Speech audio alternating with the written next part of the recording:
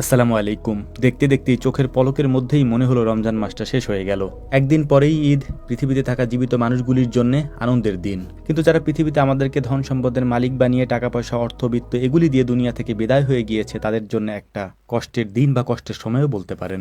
আজকের এই ভিডিওটি হয়তো একটু অন্যরকম ভিডিও। এটা কৃষি বা খামার রিলেটেড কোনো ভিডিও না, চাইলে হয়তো আপনি স্কিপ করতে পারেন। এখন যে জায়গাটা মাপামাপির কাজ চলছে, এখানে আমার দাদা এবং আমার দাদির কবর রয়েছে। আজ থেকে অনেক বছর আগে ওনারা দুনিয়া থেকে বিদায় নিয়েছেন। এই জায়গাটা আমরা দীর্ঘদিন পর্যন্ত বাঁশের চটি আছে, এই চটি দিয়ে সুন্দর করে বেড়া দিয়ে আটকে রাখতাম। কিন্তু যেহেতু এটা গ্রাম, অল্প কয়েকদিন পরেই সেটা ভেঙে যেত, জায়গাটা গরু ছাগলে নষ্ট করত, এখান দিয়ে মানুষ হাঁটাচলা করত, যে কারণেই এই জায়গাটাকে সংরক্ষণ করার জন্য আজকের এই কাজগুলি আমাকে করতে হচ্ছে। আপনারা হয়তো জানেন এই কাজগুলির সাথে আমি অনেকভাবেই জড়িত, যে কারণেই হচ্ছে আমার কাছে মনে হয় এগুলি যদি সংরক্ষণ করা না হয় দীর্ঘদিন পর হয়তো আমরা এগুলি ভুলে যাব। এখানে কবর ছিল, আর দুনিয়াতে থাকা জীবিত মানুষেরা ভুলে যাওয়া মানুষের জন্য দোয়া করে না। আমার কাছে এটা খুব ভালোভাবেই পরিষ্কার, এ কারণেই এই কাজগুলি আমাকে বাধ্য হয়েই করতে হচ্ছে।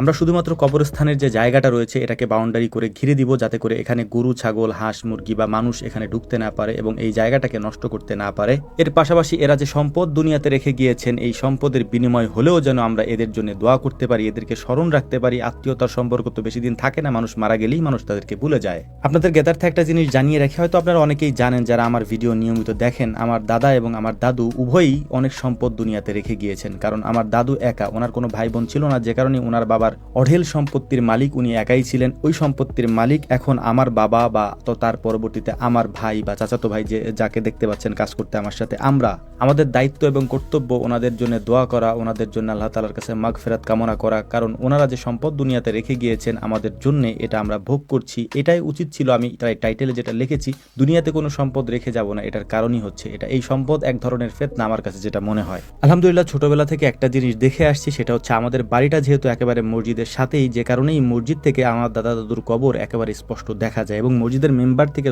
হুজুর যখন খুতবা পড়েন তখন একেবারে কবর দেখা যায় ওখান থেকে। ছোটবেলা থেকে আমি একটা জিনিস দেখেছি, কবরের চিহ্ন যদি না রাখা যায় বা কবর যদি এইভাবে ঘিরে না রাখা যায়, আমরা কিন্তু আগেই বলেছি কবর কিন্তু আমরা পাকা করছি না। কবর যে জায়গাটা আছে বা বাউন্ডারিটা আছে বা কবরস্থান যেটা আছে সেটাকে আমরা ঘিরে রাখছি, যাতে করে এই কবরস্থানের ভেতরে কোনো ধরনের গরু ছাগল এগুলি ভিতরে ঢুকতে না পারে, জায়গাটা যাতে নষ্ট না করতে পারে। এটা আমি বারবার বলছি কারণ এটা নিয়েও হয়তো কন্ট্রোভার্সি হতে পারে। অনেকে বলতে পারে যে ভাই কবর কেন পাকা করলেন? আমরা কবর পাকা করছি না, এখানে যেহেতু একাধিক কবর রয়েছে, ওই একাধিক কবরগুলিকে আমরা একটা বাউন্ডারির মধ্যে রাখার চেষ্টা করছি, যাতে অন্য কিছু এসে এটাকে নষ্ট না করে, যেটা দীর্ঘদিন ধরে হয়ে আসছিল।